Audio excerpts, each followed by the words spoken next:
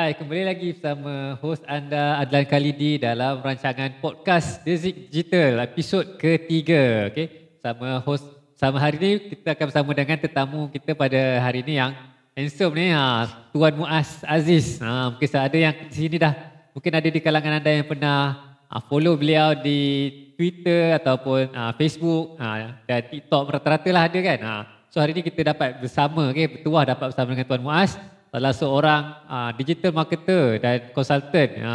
So saya tak nak cerita lebih lanjut mengenai beliau. Biar beliau sendiri cerita apa yang beliau buat sekarang ni. Saya dah lama tak jumpa beliau ni. Selalu jumpa kat online. Tapi hari ni akhirnya dapat juga sempena tahun baru 2024 kita dapat jumpa juga. Dan terjumpa terbuat podcast kan. Very fortunately very bertuah saya rasa dapat berjumpa beliau setelah sekian lama tak jumpa. Secara ni, okay. So mari kita mulakan sesi podcast pada hari ini. Sebelum tu, saya nak jemput anda, jika ini adalah first time anda tonton YouTube ataupun channel Dezik Digital, tolong tekan butang subscribe di bawah dan hidupkan notifikasi. InsyaAllah kita akan teruskan konten-konten podcast untuk bersama dengan marketing, business owners dan berbagai lagi brand-brand yang ada di luar sana. Okay, so mari kita mulakan round pertama pada hari ini. Apa khabar Tuan Muaz? Baik, Alhamdulillah. Assalamualaikum. Terima kasih Tuan Adlan. Ramai orang tak tahu saya sebenarnya adalah bekas menti Tuan Adlan. Bekas menti, okey. Ya, dulu kami pernah bekerja dalam satu company yang sama. Selepas tu, itulah beliau mengembangkan sayap kan, mencari, orang kata apa, job hop.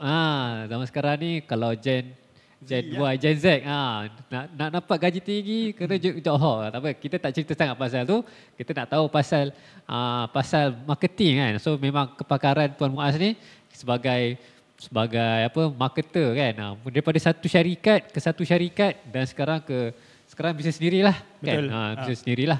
Okay, so mari kita korek sepanjang lebih setahun setengah saya tak jumpa. 2 tahun setahun setengah tak bersama dengan Muaz. So mari kita tanya bagaimanakah social media sekarang ni kan. So maksudnya for the last 2 years, bagaimanakah trend kat social media ni kan. Maksudnya bila untuk business owner, kenapa penting nak guna social media ni untuk business mereka. Di samping buat ads ataupun adakah social media tu owner saja ke, business owner yang kena uruskan ke, ataupun boleh je team dia uruskan ataupun outsource ke. What you think on secara keseluruhan lah peranan social media untuk mengembangkan bisnes ni? Silakan. So bila bercakap tentang social media, especially for the past few years kan, kita ada social media baru naik seperti TikTok. Kita juga ada Threads yang cuba masuk tapi tak berapa rebut market share. Sebelum itu kita ada OG ada Facebook dan ada Instagram. Okay, itu yang utama lah. Macam Twitter tu tak ramai sangat user dia. Dan satu lagi social media yang kita tak rasa dia social media, iaitu YouTube. Dengan social media dengan pengguna paling banyak dalam Malaysia kan. YouTube is another channel lah yang orang boleh explore. So kita back to the purpose of social media. Okay, social media ni nama pun social kan. Tempat untuk orang bersosial. Tapi itulah business marketing ni dia opportunist. Dekat mana ada orang, dekat situ dia pergi. Dapat ada orang bersosial, jadi tempat orang jual beli lah. Which is a good thing and also a bad thing. A good thing is orang tak perlu cari dia. The bad thing is orang diganggu. So ada pros and cons kat situ lah.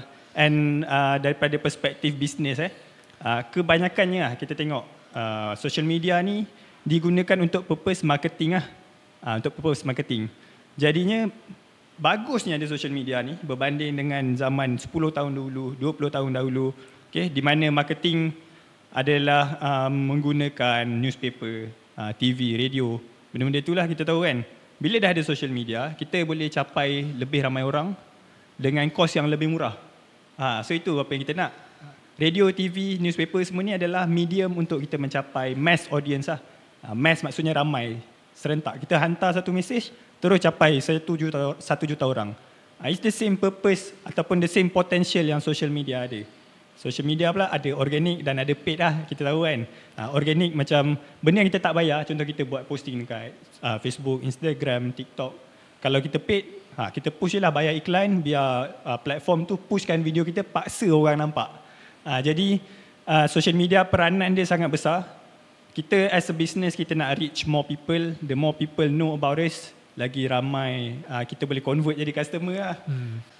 Okay, so sebenarnya kalau antara platform-platform yang ada sekarang ni, okay, kalau bisnes tu dia baru nak start, apa platform yang Tuan Muaz akan cadangkan kepada business owner tu? Dia nak guna mana satu dulu yang dia boleh terus dapat sales contohnya. Okay, bila kita berborak pasal pemilihan platform kan, so it comes down to two things. Nombor satu, dekat mana audience tu berada. Okay, contoh kita nak target audience yang lebih berumur. Mungkin dia tak main Instagram, jadi kita buat posting, banyak-banyak posting kat Instagram pun tak dapat capai diorang. Okay, tu nombor satu lah. Nak cari di mana audience berada. Nombor dua adalah kemampuan kita. Contoh kita tak mampu buat video banyak kan, ataupun kita tak boleh bercakap depan kamera, so tak sesuai lah kita berniaga dekat TikTok sebab kita tak ada kebolehan tersebut. Jadinya ada dua faktor lah yang kita kena take into account. Nombor satu, di mana audience berada. Nombor dua, keupayaan kita. Keupayaan ni kita boleh kontrol lah, sama ada kita upskill, kita hire orang dan kita capai orang dekat platform tu. Tapi lebih penting sekali audience tu sendiri berada di mana, sebab susah kita nak ubah behavior dia kaki Facebook, kita cakap dengan dia mainlah TikTok, kita orang promote dekat sini, dia macam tak kena lah, kita tak boleh kontrol benda tu. Okay, so kalau satu lagi, kalau macam ada setengah business owner ni kan, dia macam dia nak behind the scene kan, dia tak nak menonjol sangat, orang tak kenal dia. So tapi dia nak brand dia orang kenal. So what is your suggestion for this business owner yang nak low profile je, tak nak orang kenal dia? Okay, so dia ada dua perkara juga kat sini.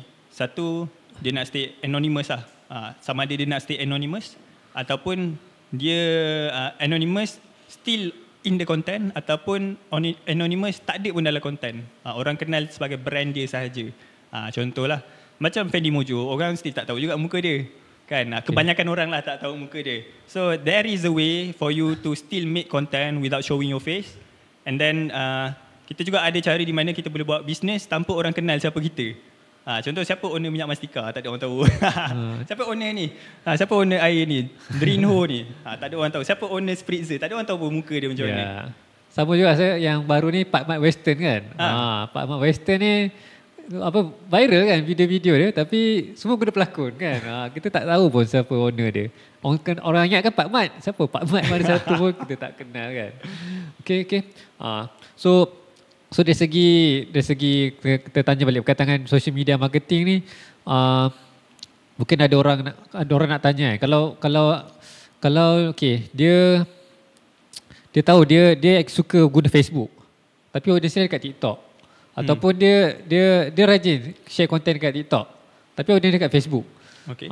So dia macam dia memang kena belajar setiap platform tu ke, ataupun so bayangkan dia memang ada capacity lah kan. So adakah perlu dia hire more staff untuk setiap platform, ataupun what do you think? Okay. Of course it comes down to resources lah mula-mula kan. Kalau dia macam business, it's all about making profit, and kita nak profit tu cepat lah kalau boleh kan. Kalau boleh dapat profit esok, kenapa nak tunggu minggu depan baru buat profit, betul? Okay. So nombor satu, kalau kita nak cepat, kita boleh terus outsource je. Kita boleh hire orang luar kan, immediately start the process. Tapi kalau kita tak ada kemampuan tu, terpaksalah ikut jalan nombor dua, which is kita belajar. Belajar pun ada cara yang free, buka YouTube ke apa, belajar. Ataupun kita bayar orang untuk ajar kita. So ikut kemampuan masing-masing, yang penting laksanakan. Because it is necessary. Okay. So nak tahu juga so sekarang ni bila dah masuk tahun 2024, so kita nak tahu trend lah kan. Dari segi orang kata apa, algoritma ataupun contohnya cak TikTok kan, kata nak dapat FYP lah. So sebenarnya dari segi trend mana satu yang dari segi algoritma ni macam apa cara memang nak dapat FYP yang senang ke, ataupun ada tak satu tips yang kalau orang tu buat dia terus FYP? Okay, when we speak about algoritma ni pasal pattern lah kan. Macam mana AI recognize pattern, right? Okay. So algoritma ni something yang sangat technical, very complicated. Orang macam kita tak tahu pun algoritma di sebalik TikTok, di sebalik Facebook dan sebagainya kan. Itu kerja-kerja orang yang tech orang tech. So sebolehnya kita tak perlu kejar pun algoritma, sebab algoritma ni sentiasa berubah. Macam mana kita kejar, dia akan berubah lagi. Okay. So kita boleh ride the wave, nombor satu. Okay. Of course, lagu tu trending, contoh lagu tu trending, kita masuk, orang akan nampak konten kita sebab kita ride that wave. Okay. Nombor dua, yang paling penting sekali ini timeless lah, timeless. Regardless of what algorithm comes in, whatever social media that comes in, nombor satu adalah content.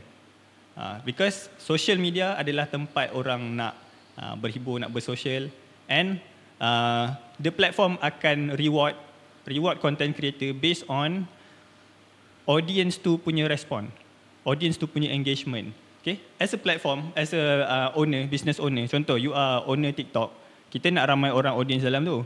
In order tu ramai orang guna platform kita, of course kita nak content yang best, kan? Kita perlukan content yang best untuk orang guna platform kita. Jadi it makes sense untuk kita reward orang yang content dia best, so dia dapat kekalkan audience, kita bagi lagi engagement dekat orang tu, kita push, kita reward dengan algorithm. That way kita punya business pun boleh sustain, win-win lah.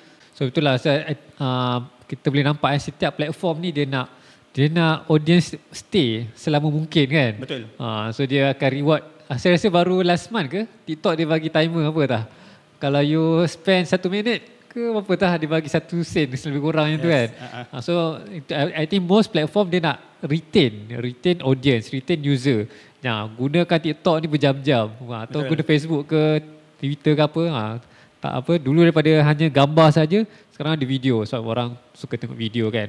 Okay, I think untuk social media ni kita clear lah kan. Dari segi trend dia fokus kita lebih kepada content tu kan. Dia bukanlah nak kerja sangat algorithm, tapi saya nampak kalau dapat FYP tu kira sebagai bonus kan.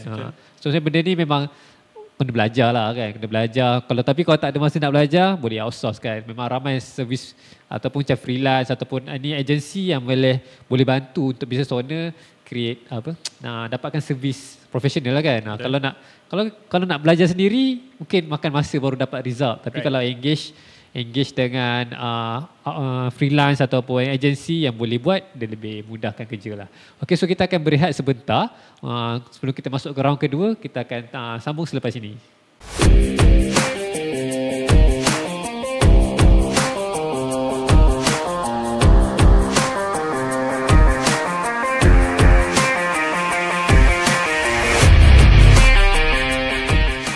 Okey, kembali lagi bersama saya host anda dan juga tetamu kita pada hari ini, Tuan Muaz Aziz. Alright. So sekarang ni kita dah berada dalam round kedua. Okey, so saya sebenarnya tertarik juga nak tahu, mungkin ada pendengar juga nak tahu kan, bagaimanakah Tuan Muaz boleh mula menceburkan diri dalam bidang advertising ni? Kenapa ada tak kenapa minat dengan advertising? Compare dalam banyak-banyak industri kat luar sana kan. So kenapa pilih bidang advertising tu sendiri? So saya memang graduan ijazah advertising. Oh, okey. Dan sebelum tu saya pernah bekerja dengan syarikat broadcasting lah. Okay, syarikat penyiaran, and then saya decide untuk keluarlah tukar industri. Sebab saya jumpa saya punya kelebihan semasa saya kerja dekat broadcasting tu. Saya pandai menulis. Sedangkan saya tak suka menulis. Saya bukan seorang yang suka menulis. Okay. Karangan kerja sekolah pun saya tak hantar. Tapi saya ada kebolehan tu. Saya discover saya ada kebolehan tu. Dan saya fikir kebolehan ni sebenarnya boleh buat duit ni. Tapi bukan broadcasting tempat dia. Especially dengan industri broadcasting Malaysia ni, saya nampak peluang tu ada dekat advertising, dekat marketing. Jadi saya lompat pergi marketing, jadi copywriter. So dengan kemahiran menulis tu boleh digunakan sebagai servis copywriting lah kan, sebagai dalam marketingnya bidang ni. Okey. So sebenarnya saya nak tahu juga berkaitan dengan trend iklan zaman sekarang ni kan. So mungkin iklan zaman dulu guna medium yang macam surat khabar atau TV. Tapi bila trend dalam social media, so how do you see trend iklan, orang buat iklan ni adakah perlu buat poster ataupun perlu buat video, which is the best iklan yang sesuai untuk orang gunakan, especially dah tahun ke 2024 ni? Apakah trend yang kena cuba ataupun kena follow contohnya? So kita berbicara tentang message, betul? Macam mana nak buat iklan yang bagus? Okay? Macam mana kita nak tunjuk dekat audience bahawa produk kita bagus? Itu tujuan iklan. Okay? Jadi message yang bagus ni dia berbeza mengikut platform. Kalau kita tengok dulu, Contohlah TV. TV dia ada kelebihan dia adalah ada visual, ada sound kan. Kita boleh baca. Jadi kita boleh tunjuk banyak benda. Okay. Kalau seni menulis iklan dekat surat khabar, lain pula. Gambar ada hitam putih saja, jarang ada warna. Okay. Kalau ada warna lagi mahal. Lepas tu ikut kolom, size kolom dia. Okay. Lain dengan radio. Radio pula dia dengar saja. Boleh dengar je, kita tak boleh tulis, tak boleh tunjuk. Jadi macam mana kita nak menyampaikan mesej melalui medium tu, ada seni dia tersendiri. Okay. Kalau kita nak iklan kat social media, kita tengoklah social media tu sebenarnya macam mana situasi dia. Kita masuk kandang rimau, kita mengaum lah. Okay. So social media kalau kita nampak sekarang, kenapa content creator ataupun affiliate boleh buat sale gila-gila? Sebab dia nampak natural. Okay. Dia bukanlah masuk, hai saya menjual bla bla bla, assalamualaikum saya menjual bla bla bla, tak ada. Dia cerita je pengalaman dia pakai produk, regardless sebelum ni dia pakai ke tidak produk, dia pernah promote ataupun tidak, dia still share benda tu online. Sebelum monetization berlaku lagi di social media, orang dah start dah sharing online. Orang bagi tahu, okay, sedap lah makan dekat tempat ni. Cuma bila zaman sekarang ni, orang buat secara lebih sistematik dan lebih intentional. Dia tahu, okay, aku review makanan ni, aku boleh dapat duit. Tapi macam mana nak sampaikan benda tu dekat audiens yang ramai? Itulah dia. Macam mana kita nak pilih cara terbaik untuk sampaikan mesej dekat medium tersebut. Jadi dia bukan case gambar atau video, mana lagi bagus. Soalan dia, apa cara terbaik untuk sampaikan mesej ni bagi orang faham? Okay? Kita tengok satu iklan satu iklan ayam goreng yang sangat famous yang di boycott sekarang ni. So iklan dia kalau ingat tak bercakap apa-apa langsung. Ada bunyi dia makan ayam goreng je. Dia punya krok kan. Dia gigit krok. Okay. Tak payah cakap apa-apa, last orang timbul emosi nak tu, rasa ingin nak tu. Jadi key dia macam mana nak sampaikan mesej. Kalau makanan ayam goreng dia pilih cara itulah. Okay. So dia bukanlah rupa bentuk tapi bagaimana kita sesuaikan dengan platform tu kan. Betul. Okay, so seterusnya kan. Okay, sekarang ni kita dah pada masa podcast ni direkam bulan 1. Kita ada lebih kurang 2 bulan setengah lagi sebelum sebelum puasa. Kan? So biasanya kebanyakan bisnes akan buat persediaan untuk kempen raya. Okay, so ikut pengalaman Tuan Muaz sendiri dengan menguruskan beberapa klien sebelum ni, apakah persediaan yang biasanya untuk orang jual baju ke, baju raya ke ataupun kuih raya ke, biasanya apakah persediaan yang business owner kena buat untuk marketingkan supaya mereka dapat sale gila-gila masa raya bulan puasa nanti? Okay. Kempen raya ni sangat syok kempen raya dengan puasa ni. Sebab benda paling penting sekali, orang ready untuk spend. Rakyat kita memang dah plan dah untuk spend masa raya. Bila masuk raya tu, apa nak beli? Bukan dia fikir nak simpan, dia fikir apa nak beli. Dia nak habiskan duit. Jadi kita sebagai penjual marketer ataupun business owner, time ni lah kita nak capitalize betul-betul. Especially business e-commerce lah. Kebanyakan business memang akan boom sewaktu raya, sewaktu puasa dan raya lah sekali lah. Okay. So of course nak menjual ni orang kena tahu pasal kita. Okay, orang kena tahu pasal kita. Kalau dia tak tahu pasal kita, dia tak akan beli dengan kita. Dan cabaran dia sekarang, banyak competition. Kita buat iklan, orang lain pun buat iklan juga. So dia akan tahu banyak sangat brand, banyak sangat produk. Jadi key dia untuk kita menang kat sini adalah buat dia ingat kita.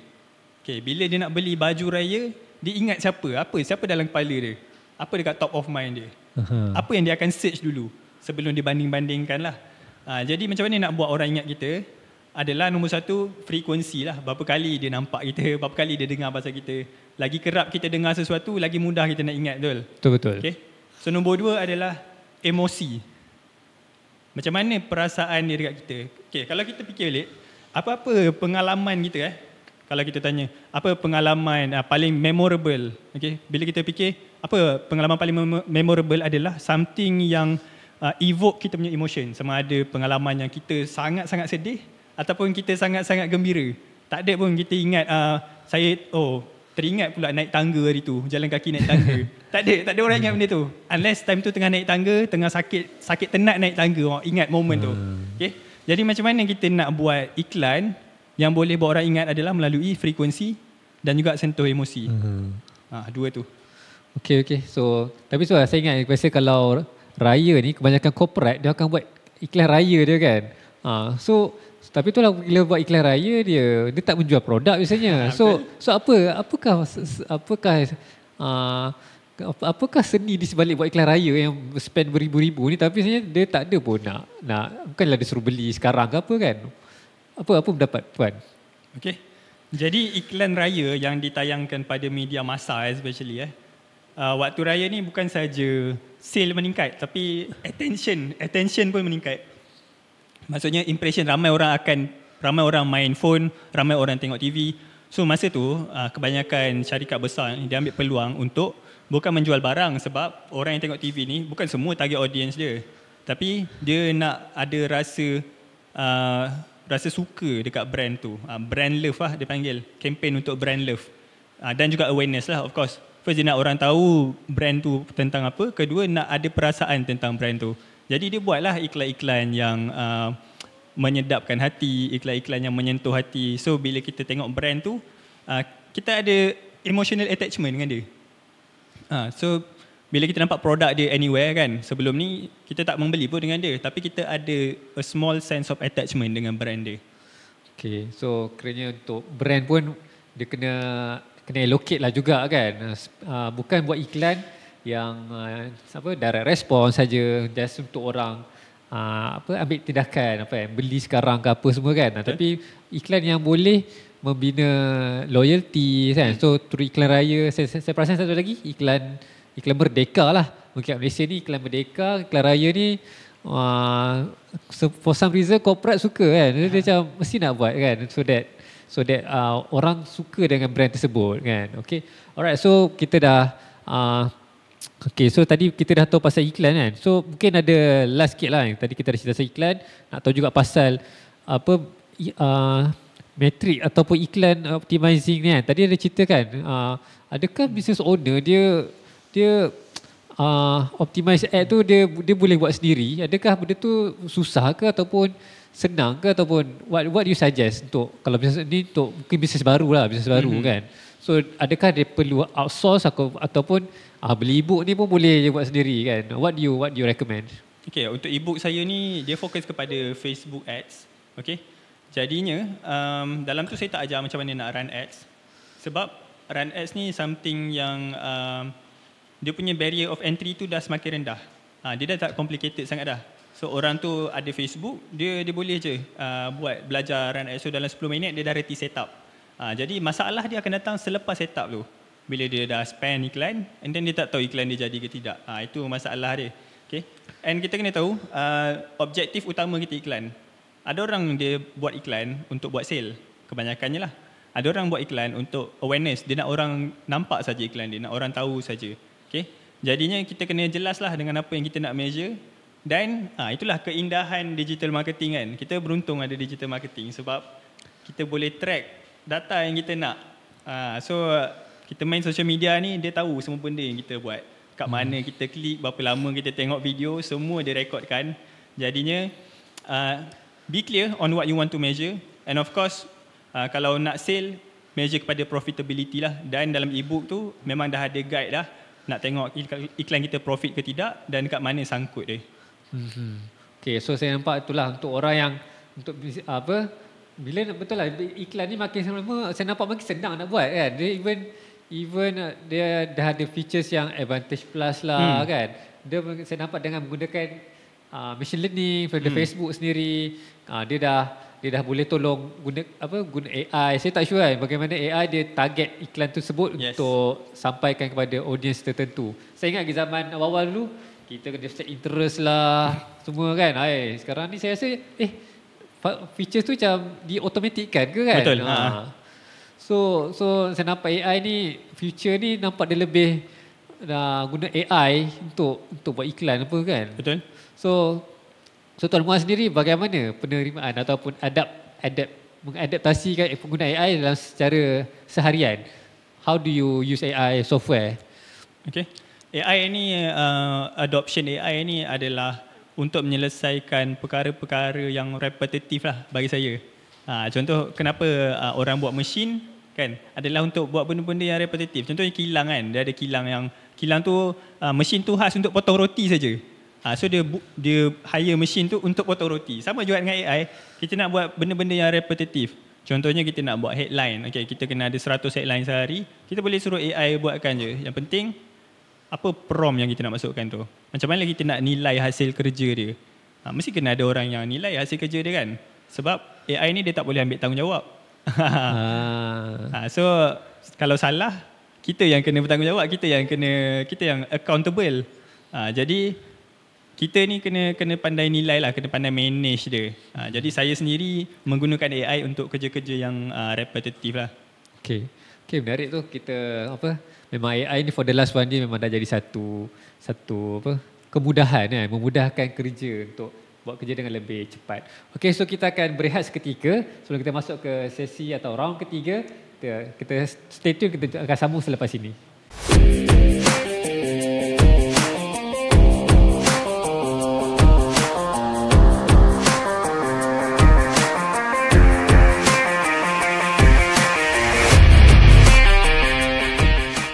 Okay, kembali lagi kita dalam sesi podcast episod ketiga Dezik Digital bersama dengan Tuan Muaz, seorang pakar digital marketing. Okay, so topik ketiga ni, round ketiga ni kita akan sentuh mengenai seorang freelance punya kejayaan kan. Freelance ni ataupun tadi episod sebelum ni pun kita dah cerita dah. Dia sama ada freelance ataupun dia solopreneur kan. So bagaimanakah seseorang tu boleh jadi freelance? So saya nak tahu how you start as a freelancer, dan kalau boleh cerita sikit bagaimana kalau ada orang kat luar sana dia nak jadi freelance, what should they do, how to start? Okay. So how I started becoming a freelancer is disebabkan kekurangan kewangan lah. So bila kita nak buat duit kan, kita ada banyak cara. Contohnya kita jadi gig worker, kita buat e-hailing ke apa kan. Tapi bagi saya itu adalah satu cara yang short term. Sebab saya punya skill, saya punya soft skill tak diasah dekat situ. Saya punya expertise tak diasah. Saya spend masa, resources dekat situ, tapi dia habis takat tu saja. Jadi saya pilih untuk freelancing, menjual skill saya. Bermula dengan sebagai copywriter lah. Jadi sambil saya buat duit tu, sambil tu saya boleh asah saya punya skill. Jadi kill two birds with one stone lah dekat situ. Jadi untuk orang yang baru mula start, of course kita nak kena ada something to offer to the market. In this case, saya menjual skill saya, bermula dengan copywriting, kemudian buat ads lah, Facebook ads punya management. Jadi kita kena ada skill yang match dengan kemahuan market, the demand. Okay? Demand ni ada macam-macam. Ada yang dia tak nak skill kita power sangat pun, ada yang nak ada experience sikit, ada yang nak kita level tinggi. Jadi kita kena matchkan skill kita dengan demand market tu. Kalau kita baru mula, kita cari orang yang mampu bayar, orang yang nak orang baru mula saja. Jadi tak make sense untuk kita reach out to big companies yang nak proper, yang nak ada 5 years experience. So tak make sense lah untuk kita cari dorang. Okay? Jadi benda utama sebagai freelancer yang kita nak kena ada skill. Nombor 2 adalah portfolio. Okay, so portfolio ni macam mana? Adakah kalau copywriting kan, macam mana nak share portfolio tu? Mudah je. Untuk portfolio ni, basically the potential client, dia perlukan portfolio untuk yakinkan diri dia bahawa kita boleh deliver apa yang dia nak. So apa yang kita boleh tunjuk adalah some sample works lah. Let's say kita dah tahu dah dia brand apa. Okay, kita try to buat je beberapa copywriting untuk dia. Kan, for the past dia punya, mungkin dia dah ada social media posting yang dia pernah post, kita correct balik social media posting tu. Okay, kita offer macam mana kita akan ubah dia punya copywriting, kita tunjukkan hasil dia. So daripada situ dia dah nampak dah clear dah, okay dia ni boleh deliver macam ni. So kalau match dengan expectation dia akan ambil lah kita.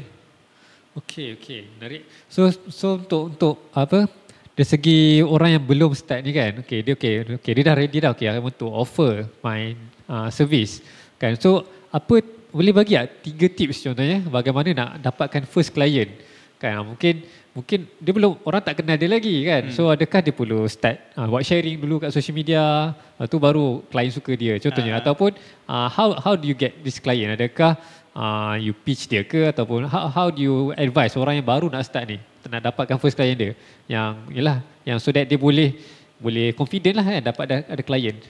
So dia macam ni lah, orang nak hire kita nak experience dulu, tapi kita nak kerja dulu baru dapat experience.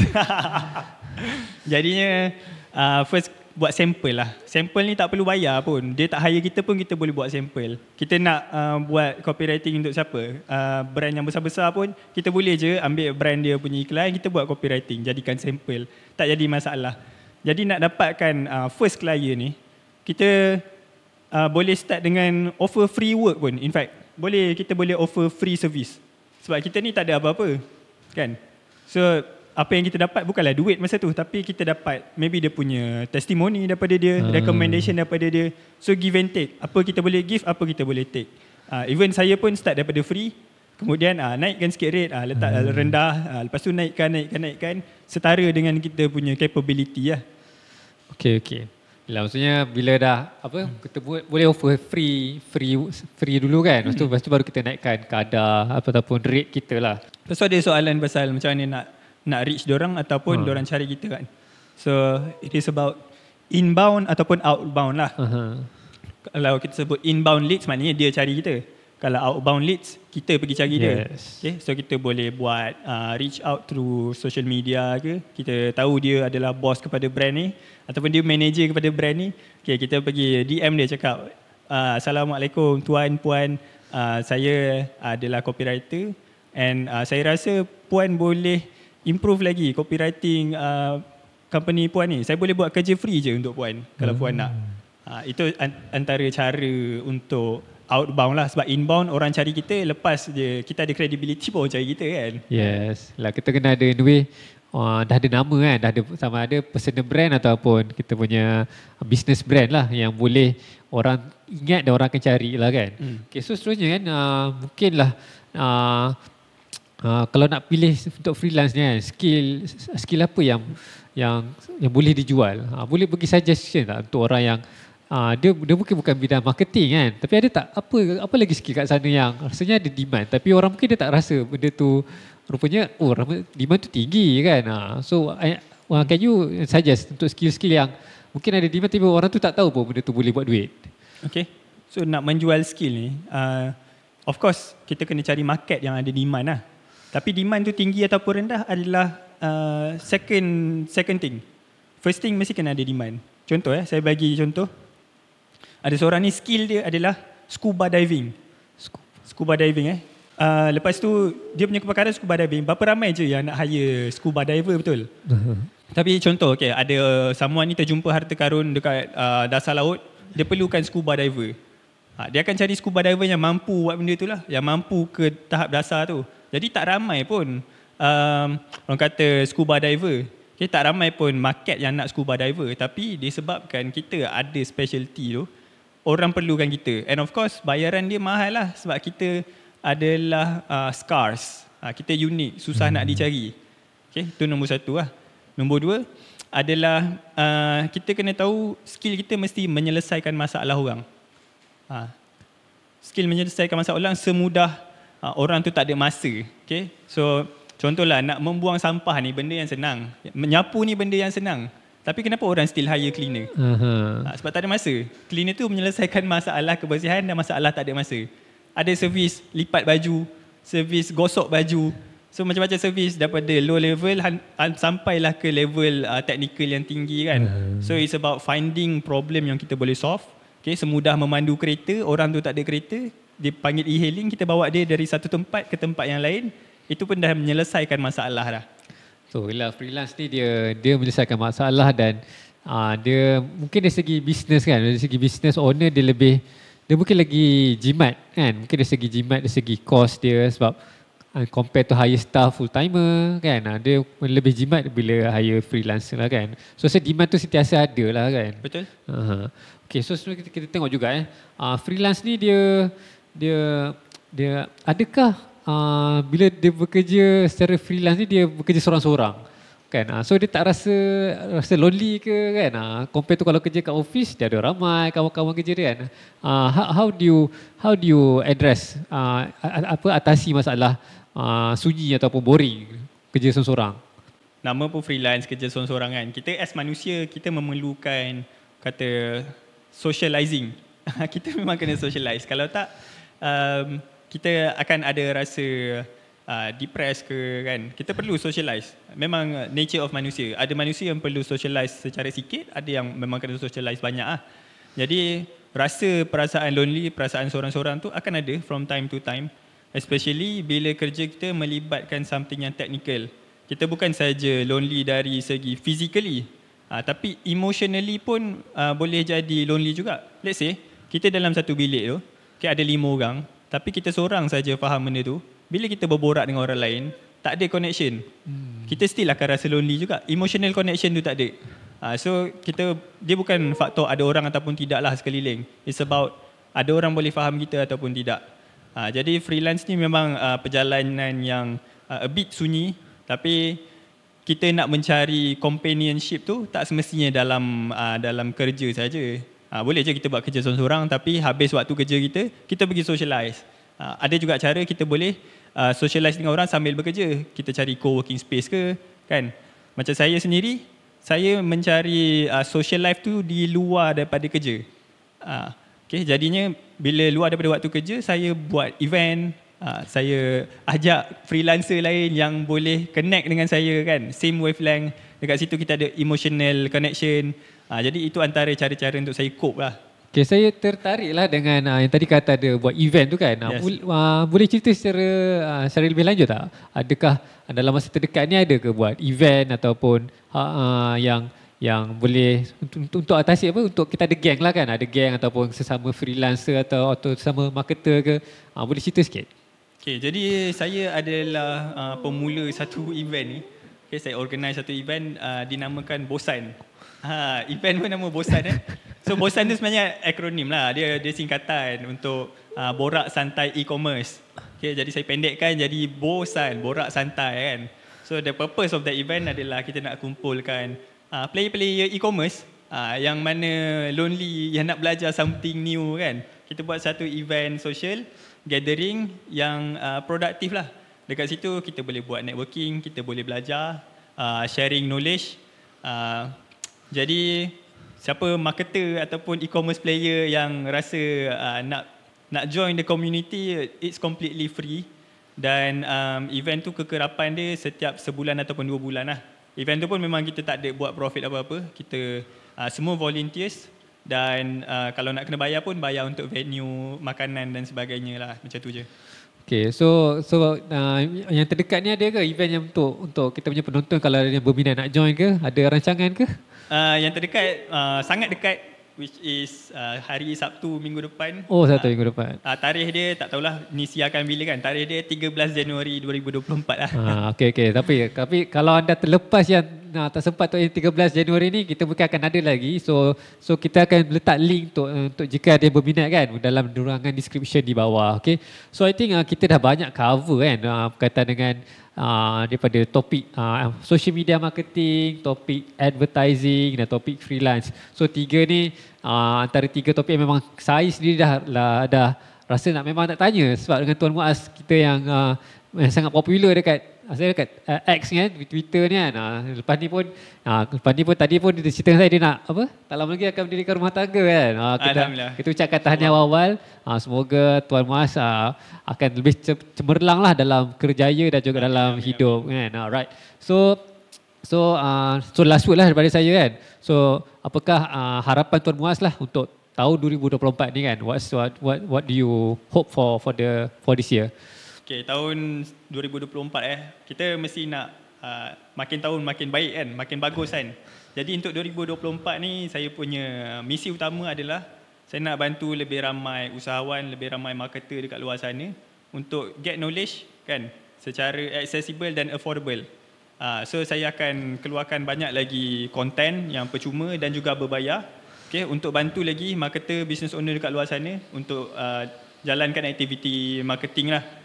Sebab marketing adalah satu bidang yang sangat luas dan perlukan masa nak dive and kadang-kadang perlukan connection untuk dive towards specific knowledge. Jadi saya punya harapan saya dapat share apa yang saya ada ni kepada ramai orang. Itu je. Alright, okay. So tu dia.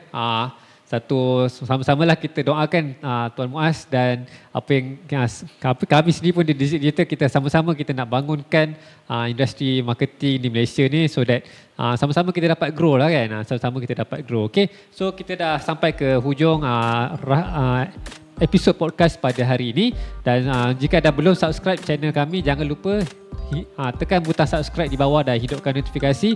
Anda boleh layan podcast kami dalam video-video yang akan ada di dalam sebelah kanan dan kiri saya. Okay, kita jumpa lagi dalam episod akan datang. Bye.